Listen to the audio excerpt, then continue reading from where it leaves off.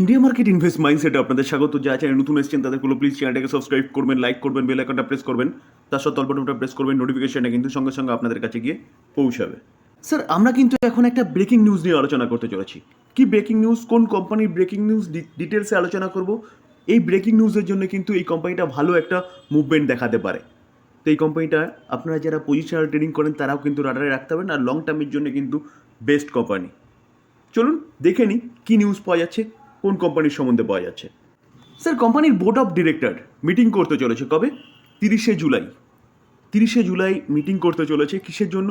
দেখুন, পয়েন্টগুলো দেখলে বুঝতে পারবেন যে কোম্পানি ফাইন্যান্সিয়াল রেজাল্ট অর্থাৎ Q1-এর রেজাল্ট দেবে। ওকে, তার সাথে সাথে কোম্পানি কিন্তু ইন্ট্রিম ডিভিডেন্ড নিয়েও ডিসকাশন করবে 30শে জুলাই। তো স্যার, এই গেল দুটো, এবং তার সাথে সাথে কিন্তু আরেকটা ভালো নিউজ পাওয়া যাচ্ছে। কি? দেখুন, কোম্পানিটা সাবডিভিশন নিয়ে আলোচনা করবে, অর্থাৎ কোম্পানিটা কিন্তু স্প্লিট দিতে পারে।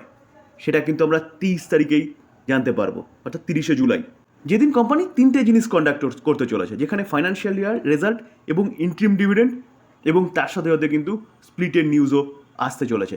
তো স্যার, এটা কিন্তু ব্রেকিং নিউজ এই কোম্পানির জন্য। আর 30শে জুলাই এই দিনটা কিন্তু মাথায় রাখবেন, অবশ্যই আমরা আলোচনা করব তো এই নিউজটা নিয়ে। তো চ্যানেলটাকে সাবস্ক্রাইব করে রাখতে হবে, লাইক করতে হবে, বেল আইকনটা প্রেস করতে হবে, তাহলে কিন্তু নোটিফিকেশনটা সঙ্গে সঙ্গে আপনার কাছে গিয়ে পৌঁছে যাবে। তো স্যার, কথা হচ্ছে কোম্পানির ফেস ভ্যালু কী আছে। দেখুন, কোম্পানির ফেস ভ্যালু হচ্ছে 5 রয়েছে। এবার কোম্পানি কীরকমভাবে স্প্লিট দেবে? একটার বদলে 5টা, যেখানে কোম্পানি ফেস ভ্যালু 1 হয়ে যাবে। এটাই কিন্তু একমাত্র উপায় দেখতে পাচ্ছি। তো দেখা যাবে সেদিনকে কোম্পানি কীরকমভাবে স্প্লিট দিচ্ছে। তো স্যার, দেখলে দেখা যাবে, দেখুন আজকের দিনে কোম্পানিটা 2.5% কাছাকাছি একটা আফসাইড মুভমেন্ট দেখাচ্ছে। কোম্পানিটা এখনও পর্যন্ত 1649-এ চলছে।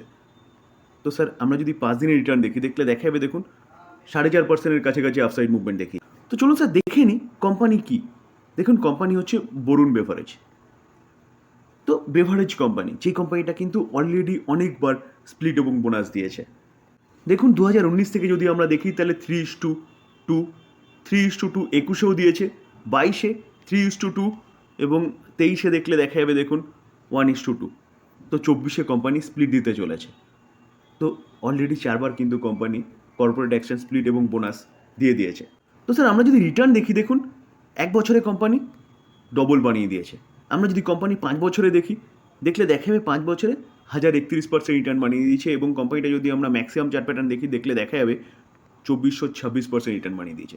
তো কোম্পানি যদি এতবার 4বার স্প্লিট বা বোনাস না দিত না, তাহলে কোম্পানির শেয়ার প্রাইস কিন্তু অনেক হাই থাকতো। তো স্যার দেখুন, চার্ট দেখলে বুঝতে পারবেন কোম্পানি স্মুথলি লেফট থেকে রাইটে ওপরে গেছে। তো স্যার, কোম্পানি কাজ কী করে? কারণ আমি সবসময় বলি, যে কোনো কোম্পানি নিয়ে যখন আলোচনা করছেন বা ভাববেন, তখন কিন্তু কোম্পানির অ্যাটলিস্ট কাজ কী করে সেটা আগে জেনে নেবেন। কারণ কারণ এই বিজনেসে কিন্তু আপনাকে ভরসা দেবে কোম্পানিটা হোল্ড করার জন্য। স্যার, আমি অনেকবার এই কোম্পানি নিয়ে আলোচনা করেছি। যারা আমার ভিডিওগুলো লক্ষ্য করেন তারা জানেন। যারা নতুন এসছেন তাদের জন্য আরেকবার আলোচনা করে দিই। দেখুন, এই যে কোম্পানিটা, এই কোম্পানিটা কিন্তু কী করে? ম্যানুফ্যাকচারিং করে, বোটলিং করে, ডিস্ট্রিবিউশনের কাজ করে। কার? পেপসিকোর যতগুলো প্রোডাক্ট আছে। তো পেপসিকো কোম্পানি আমেরিকার কোম্পানি, সেই কোম্পানির যতগুলো প্রোডাক্ট আছে সেই প্রোডাক্ট কিন্তু ম্যানুফ্যাকচারিং, বোটলিং এবং ডিস্ট্রিবিউশনের কাজ করে আমাদের দেশে। শুধু আমাদের দেশে নয় স্যার, তার সাথে কিন্তু আরও অনেক দেশে বিজনেস কোম্পানিটা অ্যাকোয়ার করেছে। দেখুন, ইন্ডিয়ার সাথে Nepal, Sri Lanka, Madagascar, Democratic Republic of Congo অর্থাৎ কঙ্গোতে, Morocco, Mozambique, Zambia, Zimbabwe, South Africa, Botswana, Namibia, এতগুলো দেশে কোম্পানিটা কিন্তু বিজনেস করে। সব মিলিয়ে স্যার 13টা দেশে কোম্পানি বিজনেস করে। তো বিজনেস কিন্তু কন্টিনিউয়াসলি কোম্পানি বাড়িয়েই যাচ্ছে। স্যার, আমি যদি কোম্পানির প্রোডাক্ট দেখি, দেখুন কার্বোনেটেড সফট ড্রিঙ্কস পেপসিকোর কী আছে? Pepsi, 7 Up, Mountain Dew, Mirinda, এগুলো আমরা সবাই জানি। তারপরে কি আছে? দেখুন Tropicana Slice fruit juice brand, Sting রয়েছে যেটা এনার্জি ড্রিঙ্ক বলা হচ্ছে, সোডা রয়েছে, Lipton ready to drink ice tea রয়েছে, অ্যাকোয়াফিনা ওয়াটার বোতল রয়েছে। তো এইভাবে দেখলে দেখা যাবে কিন্তু প্রচুর কোম্পানিটার প্রোডাক্ট রয়েছে, এবং তার পাশাপাশি কোম্পানিটা কিন্তু কুরকুরে এবং পপকর্ন এই বিজনেসটাও করছে, পেপসিকোর বিজনেস। সবচেয়ে লেটেস্ট নিউজ হিসেবে কিন্তু কোম্পানি কী করেছে? সাউথ আফ্রিকার বিজনেস অ্যাকোয়ার করেছে ডিসেম্বর 2023-এ। এবং তার পাশাপাশি 24 এপ্রিলে দেখা যাচ্ছে কোম্পানি কি করেছে, গোরখপুরে নতুন ফ্যাসিলিটি তৈরি করেছে, ম্যানুফ্যাকচারিং ফ্যাসিলিটি। স্যার সব মিলিয়ে বলা যায় কোম্পানি যে বিজনেস করছে সেই বিজনেস কিন্তু ফিউচার ওরিয়েন্টেড বিজনেস, কারণ এই বিজনেসের দিন দিন ডিমান্ড বাড়বে। তো স্যার এই কোম্পানিটা আপনি কিন্তু রাডারে রাখতে পারেন, এই জন্যই কোম্পানিটা কিন্তু এত স্মুথলি রিটার্ন তার শেয়ার হোল্ডারদের বানিয়ে দিয়েছে। তো কোম্পানিটা কিন্তু আবার স্প্লিটের কথা শোনা যাচ্ছে, তো সেই জায়গায় দাঁড়িয়ে স্যার এই কোম্পানি কিন্তু ধামাকা করতে পারে, এই কোম্পানিটা কিন্তু আপনি রাডারে রাখতে পারেন। আমরা তো বিজনেস দেখলাম, চলুন এই কোম্পানিটা কীরকম বিজনেস করেছে অ্যাটলিস্ট লাস্ট 5 বছর সেটা একটু দেখে নিই। স্যার আমরা যদি কোম্পানিটা রিজার্ভ দেখি, দেখুন দেখলে দেখাবে 3500, 3700, 3700টা, 3900, 4800, 4800টা, 6400 রিজার্ভ কন্টিনিউয়াসলি বাড়ছে। কোম্পানির বোরোয়িং আছে কত, 3000 কারোর মতন বোরোয়িং রয়েছে, লং টার্ম বোরোয়িং। সেখানে যখন আমরা শর্ট টার্ম বোরোয়িং দেখি, দেখলে দেখাবে 1749 কারোর মতন কিন্তু শর্ট টার্ম বোরোয়িং রয়েছে। কোম্পানি একের পর এক দেশের বিজনেস অ্যাকোয়ার করছে, বিজনেসটাকে এক্সপ্যান্ড করছে, তার জন্য কিন্তু বোরোয়িং আছে বলতে পারেন। আমরা যদি ক্যাশ অ্যান্ড ক্যাশ ইকুইভ্যালেন্ট দেখি, তাহলে ক্যাশ দেখলে দেখাবে কোম্পানির কাছে 52 কারোর মতন ক্যাশও রয়েছে। তো কোম্পানি বিজনেস ব্যালেন্স শিট কিন্তু মোটামুটি ঠিকঠাক আছে বলা যেতে পারে।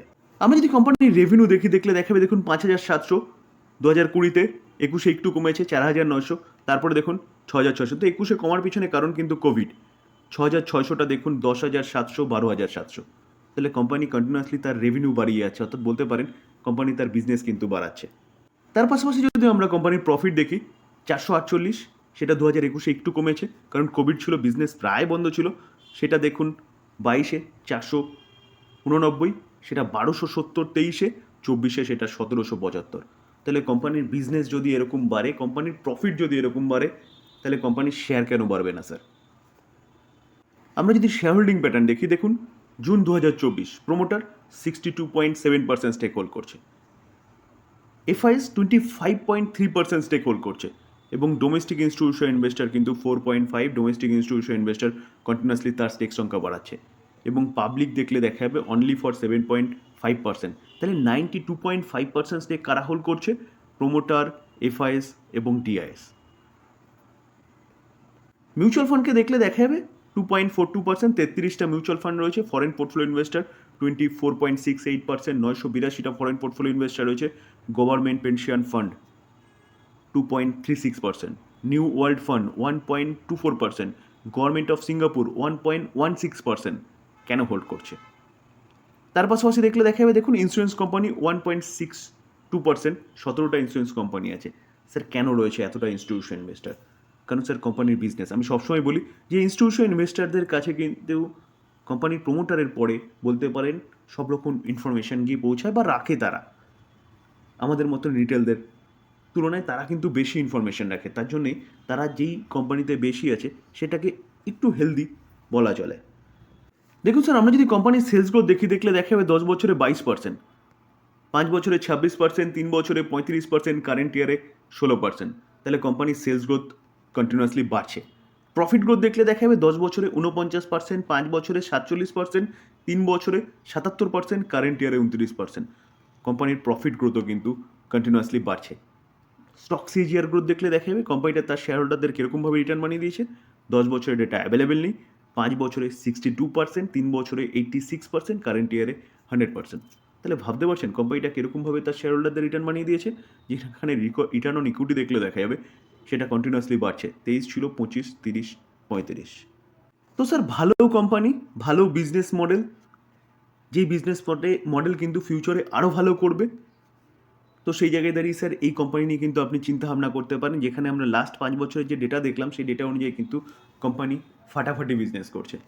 তার জন্য এই কোম্পানিটা কিন্তু ম্যাক্সিমাম চার্ট প্যাটার্ন দেখলে দেখা যাবে 2435% রিটার্ন মানি দিয়েছে এবং স্মুথলি লেফট থেকে রাইটেও পড়ে গেছে। কোম্পানিটা মার্কেটে এসছে 2016-তে, 2016 থেকে 2024-এর নভেম্বর আসলে পরে 8 বছর হবে। তো 8 বছরে 25 গুণ রিটার্ন বানিয়ে দিয়েছে কোম্পানিটা। তো স্যার এই কোম্পানি নিয়ে কিন্তু আপনি চিন্তাভাবনা করতে পারেন, এবং 30শে জুলাই এই কোম্পানিটা অবশ্যই রাডারে রাখবেন। আমি তো আলোচনা করবই কোম্পানি নিয়ে। ডিসক্লেমার দিয়ে রাখি, দেখুন স্যার কোম্পানির সম্বন্ধে ভালো নিউজ পাওয়া যাচ্ছে, ভালো কোম্পানি নিয়ে ডিটেলসে অ্যানালাইসিস করলাম, লার্নিং পারপাস, এটাকে বাই রেকমেন্ডেশন একদম নেবেন না। আপনি ফার্দার অ্যানালাইসিস করবেন যে এই ভিডিওটা আপনাকে কিছুটা হেল্প করবে, তারপরে গিয়ে আপনি চিন্তাভাবনা করবেন কোম্পানি বাই করার, বা আপনি আপনার ফাইন্যান্সিয়াল অ্যাডভাইজারের সাথে কিন্তু কথা বলে নেবেন। আলোচনা এই পর্যন্তই। যদি ভালো লাগে, যারা চ্যানেল নতুন আসছেন তাদেরকে বলবো প্লিজ চ্যানেলটাকে সাবস্ক্রাইব করবেন, লাইক করবেন, বেল আইকনটা প্রেস করবেন, তার সাথে অল বাটনটা প্রেস করবেন। নোটিফিকেশনটা কিন্তু সঙ্গে সঙ্গে আপনাদের কাছে গিয়ে পৌঁছাবে। থ্যাংক ইউ, ভালো থাকবেন।